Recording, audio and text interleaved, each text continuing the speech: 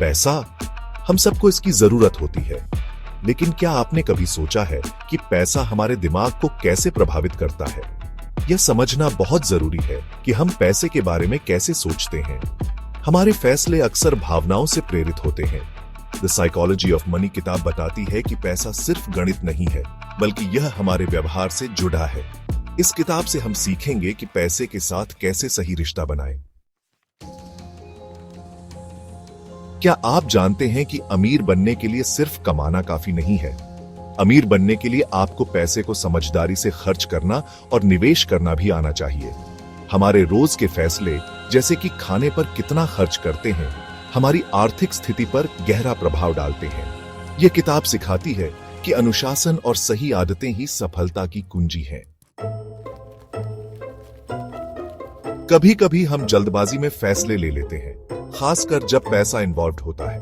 डर और लालच हमारे फैसलों को प्रभावित कर सकते हैं, जिससे नुकसान हो सकता है। उदाहरण के लिए, शेयर बाजार में अचानक गिरावट देखकर घबराकर शेयर बेचना। यह किताब हमें सिखाती है कि भावनाओं को कैसे नियंत्रित करें और सोच समझकर फैसले लें। पैसे के मामले में सब्र का बहुत महत्व है। जल्दी अमीर बनने के चक्कर में अक्सर लोग गलत फैसले ले लेते हैं। यह किताब बताती है कि लंबी अवधि के निवेश से ही बेहतर रिटर्न मिलता है। इसलिए धैर्य रखें और अपने लक्ष्यों पर ध्यान केंद्रित करें। Section 5, practical tips for financial success. यह किताब सिर्फ सलाह नहीं देती, बल्कि कुछ आसान टिप्स भी बताती है, जिन्हें आप अपनी जिंदगी में अपना सकते हैं। अपने खर्चों पर नजर रखें, बजट बनाएं और फिजूल खर्ची से बचें।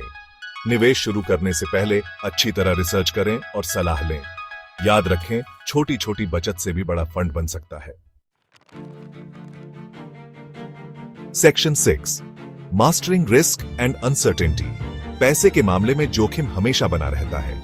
यह किताब हमें सिखाती है कि जोखिम को कैसे समझें और उसका प्रबंधन कैसे करें। अपने निवेश को डाइवर्सिफाई करें, मतलब अलग अलग जगहों पर इन्वेस्ट करें। जोखिम से डरे नहीं, बल्कि उसे समझकर सही फैसला लें। Section 7, building a healthy relationship with money.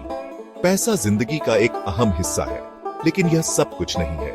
यह किताब हमें पैसे के साथ एक स्वस्थ रिश्ता बनाने में मदद करती है। पैसे को अपनी खुशियों का जरिया न बनने दें। याद रखें, पैसा सिर्फ एक जरिया है, मकसद नहीं।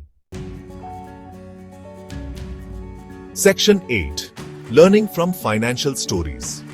यह किताब असली लोगों की कहानियों के जरिए हमें वित्तीय शिक्षा देती है। इन कहानियों से हम सीख सकते हैं कि दूसरे लोगों ने कैसे गलतियां की और उनसे क्या सीखा। यह हमें प्रेरित करती है कि हम भी अपनी आर्थिक स्थिति को बेहतर बना सकते हैं। सेक्शन 9, की टेकअवेज एंड एक्शनेबल इनसाइट्स।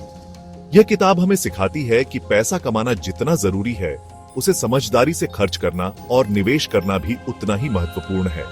अपने व्यवहार को समझें, भावनाओं को नियंत्रित करें और लंबी अवधि के लिए सोचें। आज ही कुछ छोटे बदलाव लाकर आप अपने भविष्य को सुरक्षित बना सकते हैं।